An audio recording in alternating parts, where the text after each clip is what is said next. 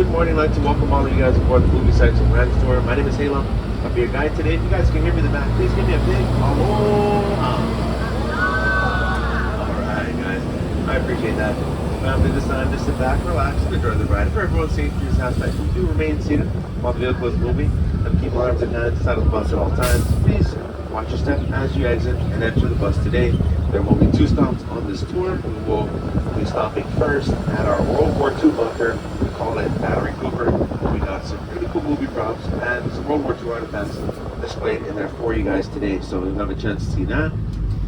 And we'll also be stopping at a set that was left here back in 2015 after the filming of Kong Skull Island wrapped up. We actually got to keep the set of what we call the Boneyard, so we'll be stopping there as well for another 15 minutes for you guys to get some pictures.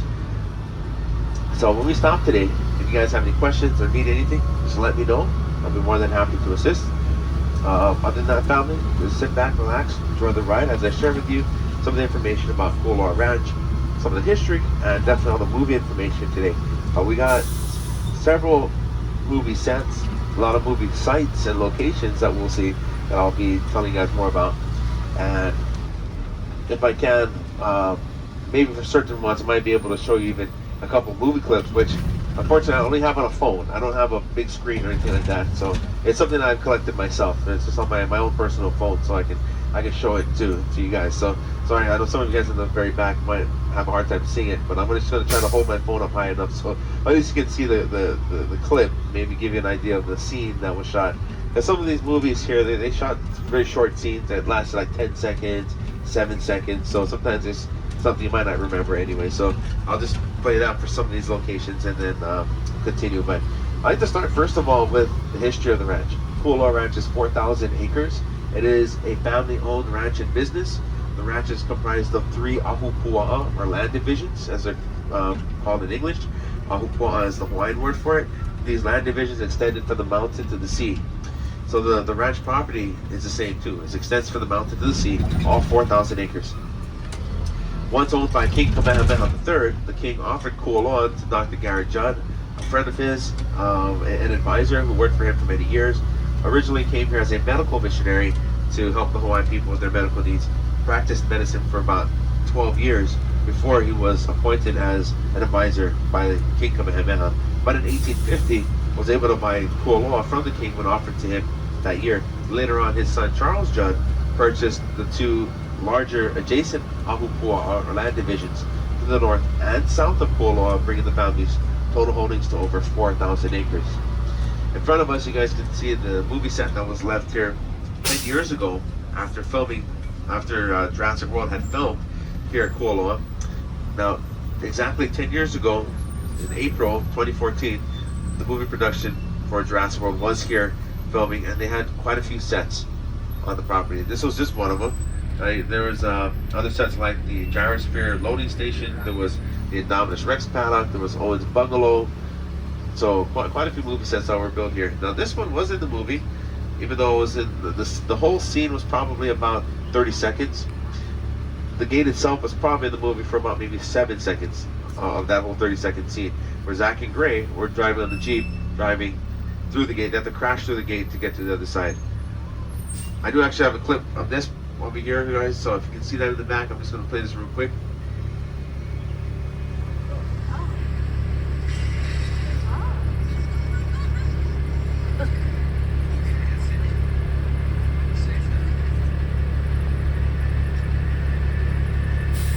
Well, that's pretty much it right there. I mean, that's all it is. You know, the gate, like I said, was only in it in that 30 seconds for maybe like 5 or 7 seconds. I didn't actually count it exactly, but yeah, that's it. They crash through the gate, they get to the other side, and they keep driving back to Jurassic World.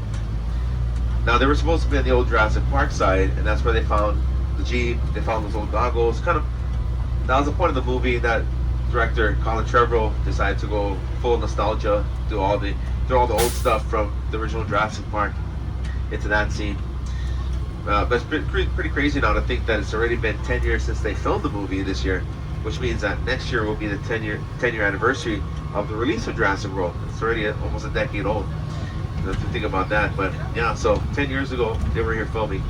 And they did leave behind a couple of sets, but a lot of the sets that they built, like the helipad and a few others, were actually all taken down after filming wrapped up back in June of 2014. So again, 10 years ago, April 2014 was when filming began here at Kualoa Ranch.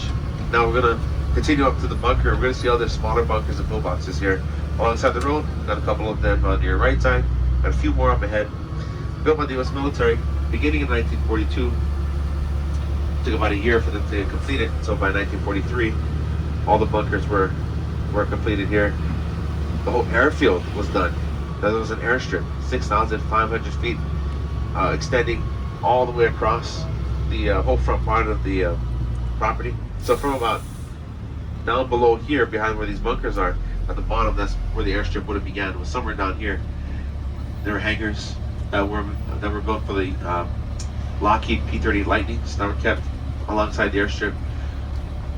I know it's kind of hard to imagine that now because got all the shrubs here, got all the light to blast into the side of the mountain, so they could use the entrances here to keep the 6-inch rapid fire guns, which is what was here at the time. After the war ended, the bunker was used for decades as just a big storage unit. About 12 years ago, we cleared all of that out. And over the last 10 to 12 years, we've had quite a few movies that are filmed here, which we've been able to collect a lot of the movie props and display inside of the bunker today. So you'll be able to see that as you walk through. Before I'll let you guys off the bus, I'm just going to ask that when you guys exit the bus, that you please go ahead and make your way into the bunker first. We're just going to ask that we don't have anyone standing over here by the fence on the side, and the reason is we got a lot of vehicles coming in, we got buses, we got trucks.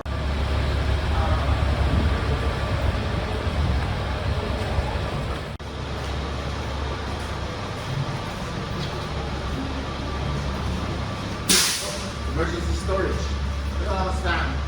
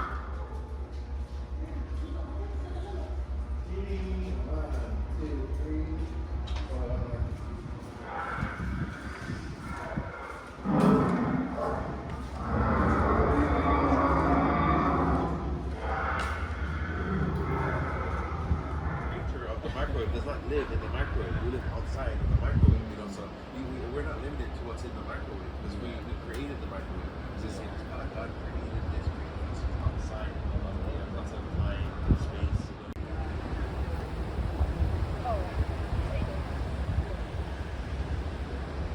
All right, family, welcome back. Hope you guys enjoyed the stop up here at Battery Coop. We're going to go ahead and make our way down into Kualoa Valley. On your right side, we have Rainbow Beach. favorite local surfing spot. A lot of guys out there surfing today. I'm sure you guys noticed them.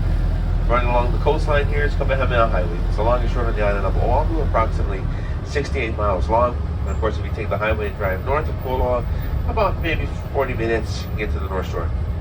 The town of Kahuku is a good place to go to if you want to look for some places to eat. Giovanni's Shrimp Truck is a popular one. It's a well-known one. It's been around for decades already. So if you haven't been there yet, you can check those guys out. There's also a couple other shrimp places I'd suggest as well. There's Romi's and Fumi's. You won't be disappointed with those. Those guys are actually really good. I would say they're even better. Those there in Kahuku, the shrimp farms that they have there. But yeah, go check those guys out. It's all in Kahuku. Other places like the Bald Guy and Mike's Huli Huli Chicken. There's Rice Poke. There's a lot of places right there just in Kahuku, finding way out towards the North Shore. Now, of course, you got Sunset Beach, you have Pupukea or Sharks Cove, you have Waimea Bay. All awesome places to go and check out. So if you guys haven't been out to the North Shore yet, go and check those guys out, or check that area out. Check those guys out at Kahuku, all the food trucks. All right, guys. Well, we're in Kaima Valley. This beautiful 2,200 acre valley was actually first purchased by a Hawaiian chief named Joshua Ka'eo back in 1850 for $1,500. They ended up selling it. The ownership of this valley switched hands a few times. Here in this valley alone, Kaima Valley is 2,200 acres, and the other two land divisions is Kualoa and Hakipu'u, which make up the other half. So that's our ranch, guys, and we are a working cattle ranch still. We got our mother cows and calves that we'll probably see a little bit later. We'll see if we come across them. It is our kuleana, or responsibility, to ensure land is sustainable for the future. Just as our ancestors did in the past, with a sustainable way of living through the Ahupua'a, or land division system. You know, we're doing the same thing here, and we believe it is. We believe in the triple bottom line principles of which the community environment and sustainable community are equally valued. So we're doing our best to take care of the land. We Kalamakaina, as we say in Hawaiian, take care of the land takes care of us. The area to your right we just cleared to make more pasture, got rid of all the shrubs and trees and all the invasive stuff. So now there's more grass and the cattle have more to eat. On your right side there's also a film location for the movie Kong Skull Island, which Samuel Jackson was standing on top of the rocks over there on your right. He was the character in the movie. His name was Lieutenant Colonel Preston Packard, and he was standing on top of the rocks. He had a torch in his hand, and he was waiting for Kong to show up. He was actually luring Kong into the area. How they did that was they had all this ammunition, they had explosives, and charged at the end of the movie. On your left side, the movie Midway with Aaron Eckhart, stars as Jimmy Doolittle. This is supposed to be the scene just after the bombing of Japan, and so in that scene, they had just flown over China. Now at that time, you know, back in the 1940s during World War II, that part of China where they had landed in was occupied by Japan. So it was Japanese occupied territory. So when they landed, they knew they were going to be still in enemy territory, but they knew that the Chinese people were allies, and if they realized that they were American, then they'd probably help them out. So they did. The villagers there, they saw Jimmy Doolittle, and they helped him, and some of his men escape and get out of there without the Japanese soldiers finding him. Actually, a lot of them were killed for doing that too, for helping out the Americans, which is mentioned at the end of the movie. But you see that part where he's found by some of the villagers. They see him there in the field, their rice field, and they know he's obviously a foreigner. He's wearing a military suit, so they're trying to find out, you know, who he is. One guy was able to translate to the rest of them. He was able to speak English. He was a teacher, so he talks with Jimmy Doolittle, and he lets him know that they just bombed Japan and that they were trying to make their way back home, and so they helped him out. That's what the scene was. It probably was about maybe 3 or 4 minutes in the movie, and they used the field here, and then they also in another area of the valley. At the time, they had built this small Chinese village, which was taken down after filming was done. So we don't have that left behind, but Hawaii, and ponds are only raised in fresh water. And so we got our local Hawaii and our Malaysian prawns and Taiwanese red tilapia, the tilapia that we're also raising. On your right side, these trees are called ulu, or breadfruit. We've had breadfruit trees growing over here for the last 10 years. All these trees here are about 10 years old now. they're not too big right now, but breadfruit trees can get pretty tall the older they get. So these ones are only about 10 years old. And we got breadfruit trees growing all over the property. It's actually a good food tree to have. It produces breadfruit all year round, so you don't have to worry about, it's not seasonal or anything like that. So it's all year round that breadfruit is growing. All right, guys. So then we got over here. Hey, guys, morning. We have our banana trees. Got apple bananas, which get the name from the apple-like taste that they have when they're still immature. We also have on your left side rainbow papayas, and in front of us is our odor-free piggery. Now a lot of people are thinking like odor-free piggery. As soon as you say piggery, it's you automatically think like, oh man, I'm gonna hold my nose and it's gonna smell really bad. Well, the reason why it's an odor-free piggery is because this is not your typical piggery where they have a hard floor. It's a softer sort of what we call a living floor, and basically each of these aisles, there's actually under the pigs they dig down about 4 feet, and it's like with branches, logs, and mulch. Mixed into the mulch is a indigenous microorganism, or IMO, which is designed to break down the waste of the pig. And basically decompose the waste of the pig, eliminating all the odors. So again, it's a living floor there, which is again eliminating the. Yeah, last year I think total was probably around, I want to say 40 to 50 baby pigs were born last year. And we have on your left side, we got some turkey. We've had turkeys for the last couple of years, and we got some chickens over here on your right side. Now, the chickens that we have over here, actually, there's several types of chickens. We got Americana, we got Rhode Island Red, we have Black Australorp, and Leghorn. They all lay different colored eggs depending on if they're like Leghorn, which is white colored eggs. Rhode Island Red is brown. Americana is blue. Now they can lay up to about 5 to 7 eggs per week. And they're female egg layers, and we raise it for both their meat as well as their eggs. On your left side, we have cacao. That's where chocolate comes from. Of course, it comes from the pods that grow on the tree. And where the pods grow is on the main trunk and on the branches of the tree. Now, cacao is actually native to South America. They really thrive in the story of the rainforest because they love shade and they hate wind. So that's where they really thrive, is in shady areas where there's no wind. Right deep in the rainforest really is where they love to grow. But yeah, they're all over the place. They're here in Hawaii. They've been here in Hawaii since 1858, which was introduced by a German scientist, Dr. Wilhelm Hillenbrand, at that time. So we have over 2,000 trees here at Kualoa. We're producing over 25,000 chocolate bars each year. The company that helps actually make it into chocolate is a company called Manoa Chocolates, located over in Kualoa.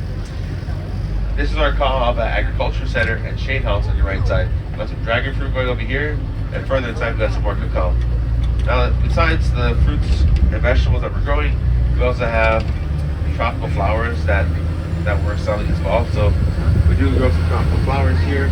We grow a lot more in our southern valley.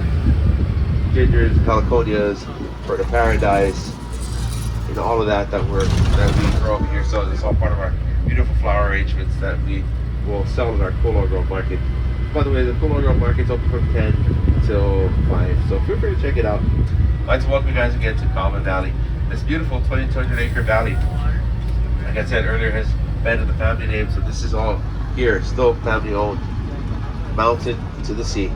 Now the mountain in the very back, in the middle, is called Kualoa, and it rises just over 2,200 feet.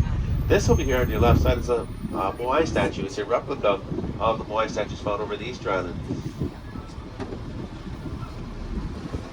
The native people of Rapa Nui, or Easter Island, would relocate these giant statues, which are much larger than this. This is 10 feet, about 5 tons, and it's only about a tenth of the size of the Moai statues found over the Easter Island. And some of those statues are huge, like 70 feet or even taller than that. So this one here is very small in comparison to the real Moai statues. But the reason they had this one here was to show how they could make it walk, which was using ropes tied to the head of the Moai statue, pulling out those ropes, making it walk across the road. The next one location we're coming up on is from Jurassic Park. In the very first movie, Dr. Grant and the 2 having grandchildren were making their way back to the main, headquarters of the park. This was already after the T-Rex had broken out. This is after all the dinosaurs were breaking loose because of the storm, and the power outage, and everything. Dr. Grant and the kids, of course, just had that near-death experience with the T-Rex almost eating them, and now they're trying to make their way back. And they happen to walked right into a herd of Gallimimus stampeding right towards them. By the way, here's some of our cows. This is where they are today. Oh, that's where they had them. So they're over here. Our mother cows and their cows. You can see the calving season ended already. So calving season was actually in January and end of March. So the bulls are now out over here. Oh, I think that's all the bulls right over there fighting. See the brown and the black bull over there? Yep. They're probably fighting over that one cow right over there. Trying to fight for that one cow. Oh. Okay, good. Oh, by the way, I don't know if any of you guys seen the movie Jumanji, Welcome to the Jungle, but there's actually a scene that was shot right on top of this hill right over here. And sorry, you find the clip for you guys. So Yeah.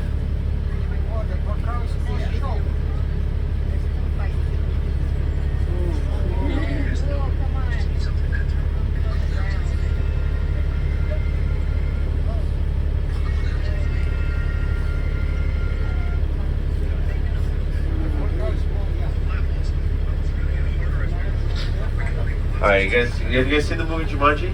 Yeah. You guys remember this part of the movie? Yeah.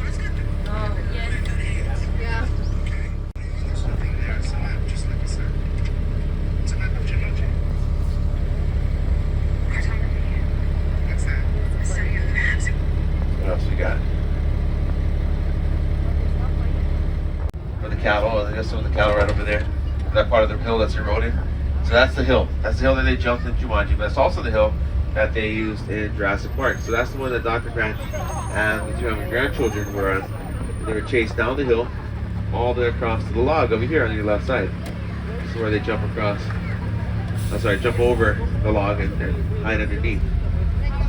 Or as I like to refer to as our island's most famous log or famous dead tree. That was in the movie Jurassic Park. So that's a scene. Was shot here in both Jurassic Park, the log and the hill, as well as Jumanji. So where Dr. Van Pelt's men on the motorcycle were chasing him. The next home location, for those of you that are lost fans, here on top of this next hill, you can see what the sign is up ahead, up to the right. That's Hurley's Golf Course. So in the first season, 20 small Panamanian village that had just been destroyed by Godzilla. He was there not realizing, what was about to happen and what he was about to see. He was known as the worm guy because he was studying these earthworms that were exposed to radiation and were mutating. And of course, that was the reason why they wanted his expertise there, because they realized that there's something else much larger than earthworms that is walking the earth, and maybe due to the radiation.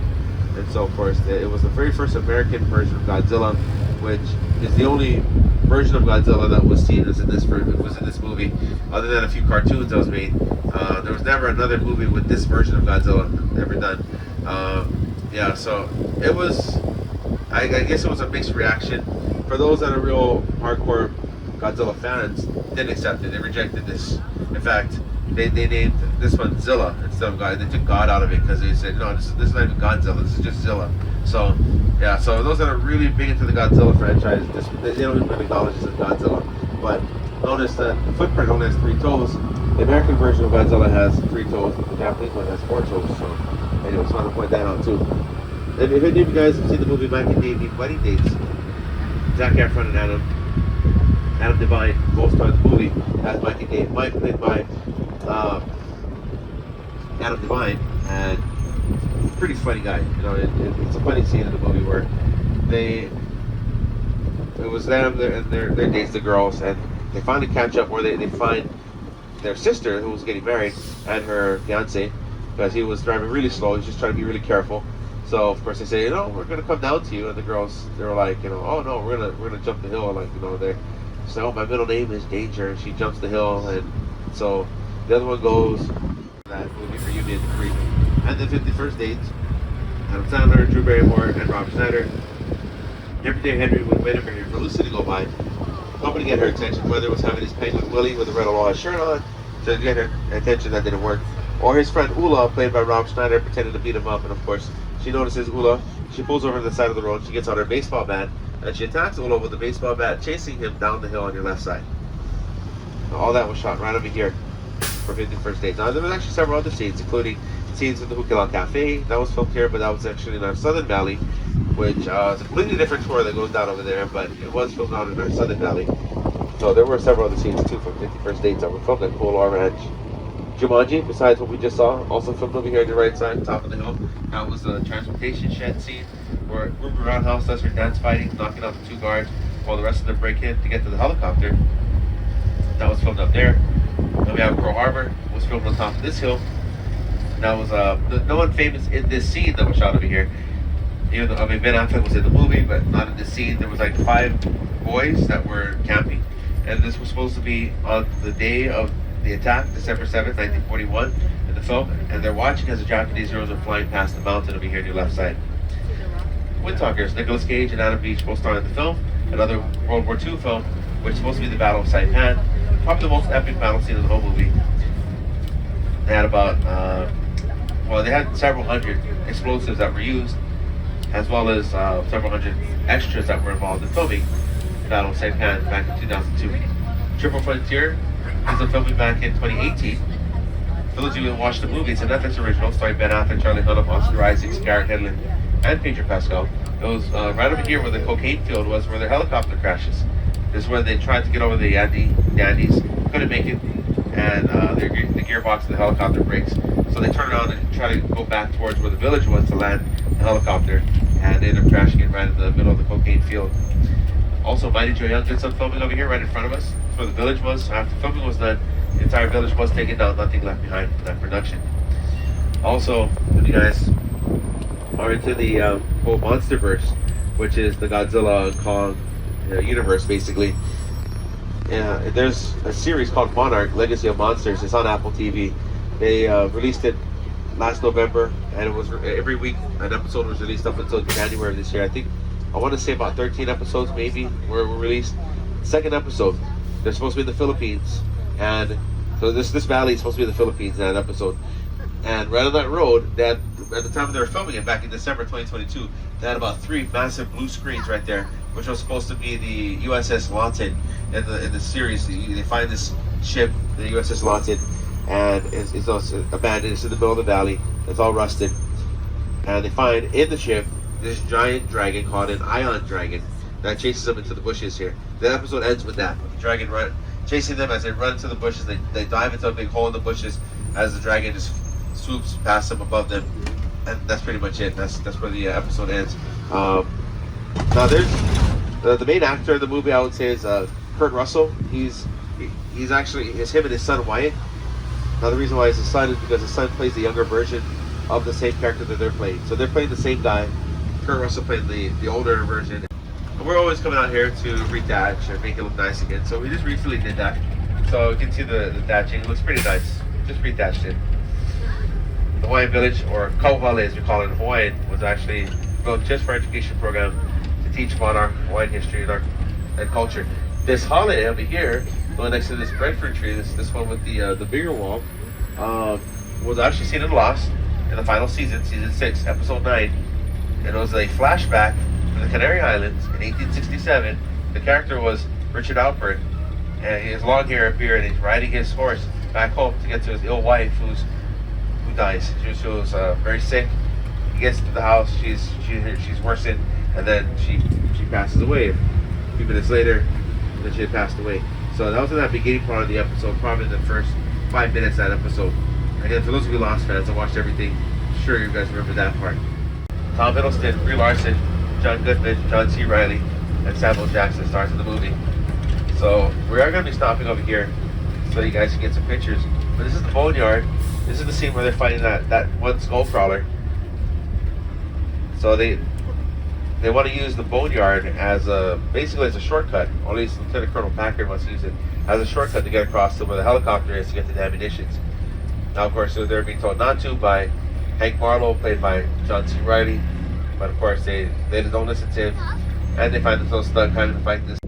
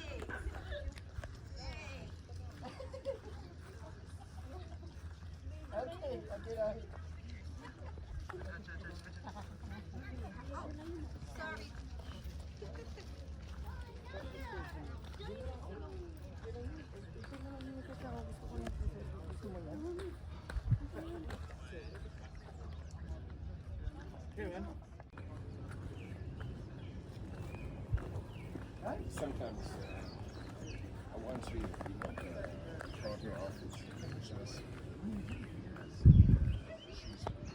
Oh, Shrewsbury, yeah. I know. you know Now, in the film, there's a scene where George and Ursula are riding Shep. Shep is his pet elephant. Now, the first scene of them riding Shep is a CGI elephant. The second one shows them riding a real elephant. That's the scene that was shot over here. On your right side, actually, that's where they were riding the elephant. I'm not too sure why they put the sign on the left, but the scene's actually shot over here on the right side, where George and Ursula are riding Shep. And it's the only time in the movie where Shep is actually played by a real elephant. Because the entire film, Shep was actually a CGI elephant. And for those of you who saw the movie, I'm sure you guys remember Shep being the pet elephant to George. And so that was, again, it was a 7-10 to make the movie. Probably took them maybe an hour or so to get that done. So probably not too long. The elephant was actually brought out here from the Honolulu Zoo. I think there were several other animals too that were brought out at that time when they were filming George in the Jungle. Sorry, I don't have that clip. So if I did, I'd show you guys that one too, but don't have that one yet. So we're still working on getting a lot of these little clips. So most of them are pretty short clips. You know, most of them are like a minute, 30 seconds, 10 seconds. So just trying to get all these short little clips to show everybody. But Journey to the Mysterious Island on your left side, this ended up being a deleted scene. That's supposed to be a termite mound. The lizard egg was in the movie. That's that big piece thing next to it. So we have one lizard egg down here. We have another lizard egg inside of the bunker. There was about 20 of them that they brought out here. They shot the scene of them being chased by the giant lizard. So we have to keep 2 of them. One in the bunker, one that's down here. But again, that termite mound ended up not making it in the film. Now in the film, when they find the lost city of Atlantis, that movie set was actually built in the very back of Talbot Island. For how to find these caves. So the people that saw the movie at the time it came out, originally when it first came out 3 years ago, were asking, hey, where are those caves at here? Between the 2 pine trees. And alongside where the wooden fence is, they had these, it was a concrete barricade that was there. It was a barricade. And then they had these guns that were set right in front of it. And the guns are facing right into the green screen. About an hour and 15 minutes into the movie, Godzilla vs. Kong, there's a scene that takes place in what is called the Apex Cybernetics Facility in Hong Kong. And this is when Godzilla has just gotten out of the water, has just gotten to Hong Kong, and is now walking through the city.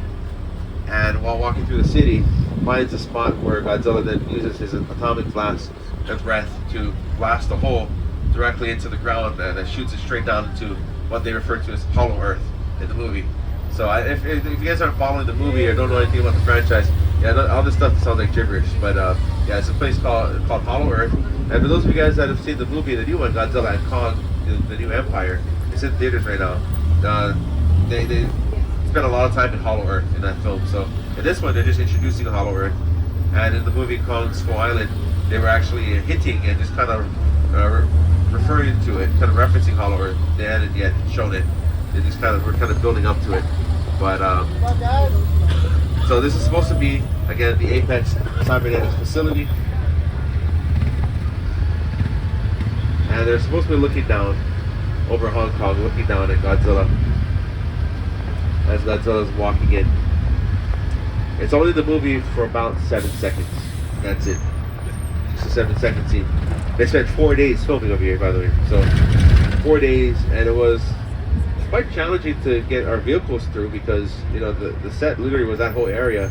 So they created a path for our buses to get through, but just wide enough for the bus to get through where, you know, if you weren't Chinaman's hat, that's what everyone knows Yannon as, so Chinaman's hat or Mokoli'i. So the original Hawaiian name means little lizard. According to the story, there was a demigoddess named Ti'iaka who was just minding her business passing through here when she was attacked by Mokoli'i and a battle ensued. eventually gains upper hand of the battle and cuts off the tail of the giant lizard, and was able to defeat the giant lizard, scattering its body over the landscape, tossing its tail out towards the ocean, and landed not too far offshore, creating the cone-shaped island you see out there today. So Mokoli is the old Hawaiian name for it. Again, that means little lizard. And Kualoa, meaning long back, is referring to the mountain ridge behind us, which looks like the long back of a giant lizard. Well, family, we have reached the end of the tour, and at this time, I just wanted to say mahalo nui loa, which means thank you very much to all of you for coming out today, and I do hope you guys enjoyed your time on the tour today. Before you go, family, if you just go ahead and look around your seats, just to make sure you have all of your personal belongings with you before you disembark. I will be dropping you guys off at the ranch house, right in front of where the Kualoa Grove Market is. Feel free to check out the market if you want to. If you need to use the restroom, it's at the ranch house. You're just going to go straight back. Just go straight to the back of the building. You can find the restrooms back there. If you're looking for the souvenir pictures that were taken of you before you got on the bus earlier, you can head back over towards the visitor center and find it there. Have a wonderful day, everybody. Big mahalo to all of you. Have a great weekend. And just as we started this tour down, we want to end it the same way and leave you with a big aloha. Aloha. Mahalo, everybody.